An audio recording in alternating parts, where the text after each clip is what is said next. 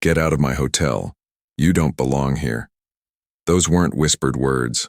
They were policy, delivered loud, rehearsed, and unapologetic. It happened on a rainy Wednesday morning inside the shimmering lobby of the Belmont Regency, a 5-star glass, stone, and gold luxury hotel in the heart of Manhattan, exactly 3 blocks from Central Park. What the staff didn't know, what they couldn't have known, was that the black woman they had just insulted, dismissed, and threatened to have arrested, she was their boss. But in 9 minutes, she'd go from unwelcome guest to cleaning house, literally. Before we break down the madness, drop your city in the comments and hit like if you believe respect shouldn't require a dress code. Now let's rewind and witness exactly how it happened. The woman's name was Jordan Sinclair, age 39, status, self-made billionaire, title, founder CEO of Sinclair Suites, one of the fastest growing luxury hotel brands in the country. But to the 3 employees at the Belmont front desk, she was just another problem. Wrong shoes, wrong outfit, wrong color. Jordan walked in alone. No entourage, no designer bag, just jeans, a plain gray hoodie, and eyes that had seen this game too many times before. The front desk was staffed by Marcus Stillwell, 52, general manager, navy blazer, frowns like it's his default setting. Tiffany Jones, 27, assistant manager, sharp tongue, even sharper glare. Bryson Chen, 24, new, nervous, but watchful. Jordan stepped forward and said calmly, "Reservation under Sinclair, presidential suite." Marcus didn't even blink. He looked her up and down like inspecting a knockoff bag. "You sure you're at the right hotel?" Jordan smiled politely and pulled out her black Centurion Amex and ID. Tiffany raised an eyebrow. "We don't accept walk-ins for that room tier, especially not unscheduled ones." Bryson fiddled nervously with his ID badge. He didn't say a word, but he'd remember this moment for the rest of his career. "I'm not a walk-in," Jordan replied, handing over the ID. "You will be," Marcus muttered.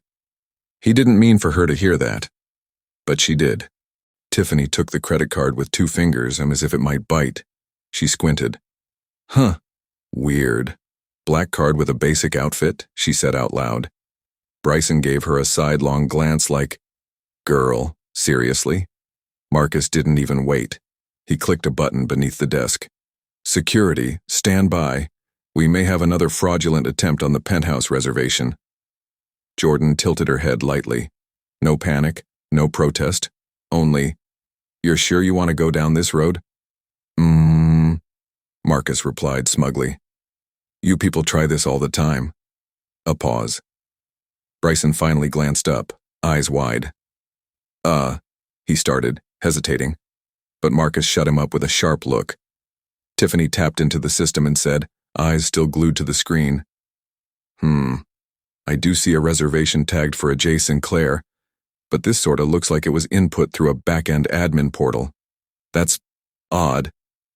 Jordan's voice didn't waver. "You're calling my company's system suspicious?" "Sounds that way," Tiffany shot back. Without invitation or authorization, Marcus reached out, took the card and slid it into a drawer. Click, locked, stolen. "Until we verify your ID and payment, it stays there." Jordan pulled out her phone, hit redial. "Tasha," she said loud enough for the nearby guests to hear, "put the executive network live. Belmont's about to become a training video." Tables turned. Phones started rising. A pair of YouTubers in the corner, Nate Lexi mid-travel vlog, began filming discreetly. "What's happening?" Lexi whispered. "We're witnessing some corporate karma," Nate said, flipping to record. "Ma'am," Tiffany added, "this hotel has strict policies. We reserve our premium spaces for appropriate clientele." Jordan blinked once. "Define appropriate," she said flatly. Marcus leaned over the desk. "People who don't lie their way into our penthouse." That was the moment. That exact sentence, the one he'd regret forever. Bryson finally spoke up. I think we should maybe wait. There's a system note here marked Owner Override next to the reservation. Marcus raised his voice. That's fake. She's bluffing. Then, Jordan said 5 words. Patch me into corporate security. Click. This is Sinclair. Confirm identity. Begin termination protocol. Tasha's voice rang through clear and firm. Authorization confirmed. Do you want all 3 processed? Marcus coughed. What? You can't. I own this property, Jordan said. And if you had asked, instead of accusing, maybe you'd still have your job. Gasps all around. Bryson backed away from the desk, now clearly panicked. I didn't know. I didn't realize. You didn't stop it, Jordan said plainly. But you'll learn from it. Security entered. Not for Jordan. For them. Tasha's voice over Bluetooth. Marcus Stillwell, Tiffany Jones, revoked. Credentials processed. You're officially terminated. Their pass cards flashed red. Tiffany tried to restart the system. Locked. Marcus banged his fist on the desk. You tricked us. No, Jordan said. I told you clearly. You just didn't listen. Bryson looked like he might get sick. Jordan turned to him. Do better.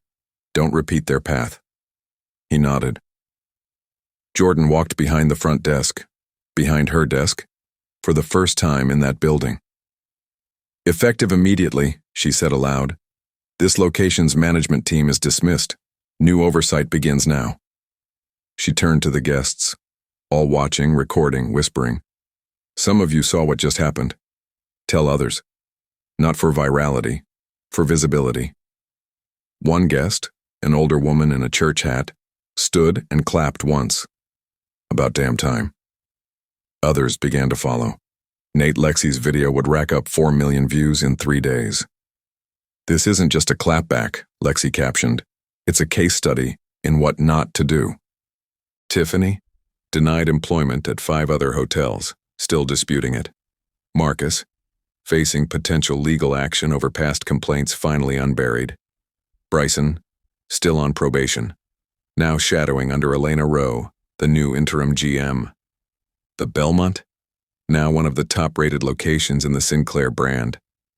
And Jordan? She doesn't go undercover anymore. She doesn't need to. Because after this, they all know her face, and they damn sure remember her name. How would you react to being denied service at your own hotel? Sound off in the comments.